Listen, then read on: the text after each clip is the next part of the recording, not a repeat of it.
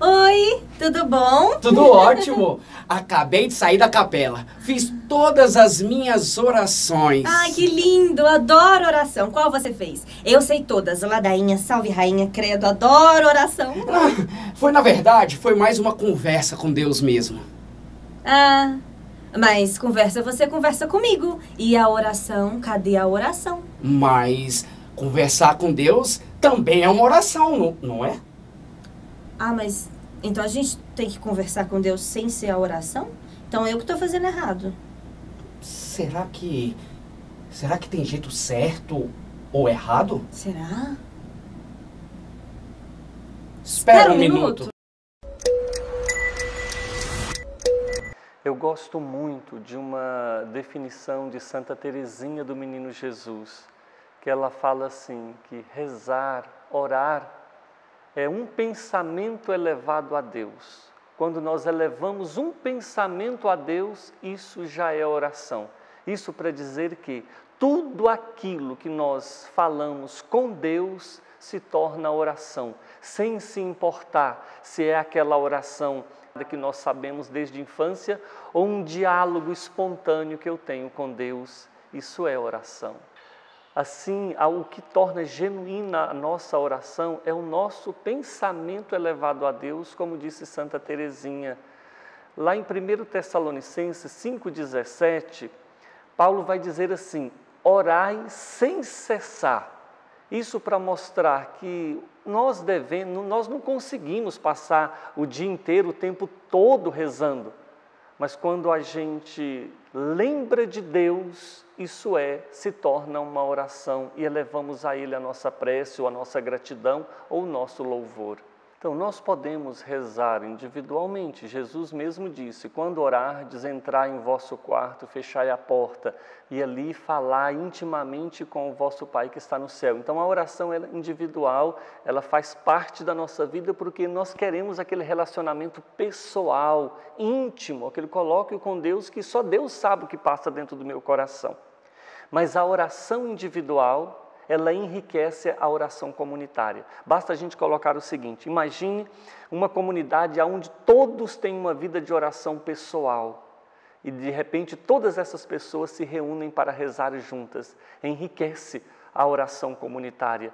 E a oração comunitária, ela faz parte daquilo que Jesus instituiu com os apóstolos, criar comunidade, criar comunhão. Ele reuniu 12 apóstolos, 12 discípulos e rezava. E os discípulos, vendo ele rezar, um dia chegou para ele e disse assim, Senhor, ensina-nos a rezar. A gente fica olhando o Senhor aí rezando, claro que não está desse jeitinho na Bíblia, né? Mas a gente fica olhando o Senhor aí no canto, o Senhor parece estar falando alguma coisa, rezando. O que é que o Senhor reza? E Jesus diz, Mateus capítulo 6, versículo 7, quando orardes, dizei, Pai nosso que estais nos céus. E aí ensinou a oração do Pai Nosso aos discípulos, para que eles rezassem juntos. Veja que não é Pai meu, mas é Pai Nosso. Por isso que nós rezamos ela na nossa liturgia dominical e na nossa liturgia da Santa Missa também. Lá em Mateus capítulo 26, quando nós já estamos lá naquele momento de Jesus no Horto das Oliveiras, ele vai dizer assim, vigiai e orai, para não cairdes em tentação, pois a carne é fraca. Em outro momento, a gente escuta também na palavra dizendo que o demônio vos rodeia como um leão a rugir, procurando a quem devorar, resisti-lhe firmes na fé. E o que fortalece a nossa fé é a nossa vida de oração. Se você quer saber se a sua fé é grande ou pequena, basta você me dizer que tanto você reza. E o rezar não é só repetir as palavras como um papagaio. O pensamento tem que estar nele, porque às vezes você pode, não sei se você já passou por essa experiência de pegar e rezar o terço. Quando você menos percebe, acaba o rosário e você estava distraído pensando em outra coisa. Então nós temos que tomar cuidado, não é simplesmente repetir. Nós temos que estar ali presente de corpo e de alma e também de espírito, com a atenção voltada para aquilo que nós estamos fazendo. Então é criar relação, aonde eu falo e Deus me escuta, e aonde Deus fala e eu o escuto. Isso é oração. aquela hemorroísa, né? Uma mulher que tinha 12 anos, que estava com sangramento, já tinha gastado todo o seu dinheiro com médicos e não tinha resolvido nada. E ela viu Jesus e tentou se aproximar dele. Só que tinha muita gente comprimindo Jesus, mas ela falou, se eu ao menos tocar na veste dele. E ela foi entremeando ali até que conseguiu tocar nele.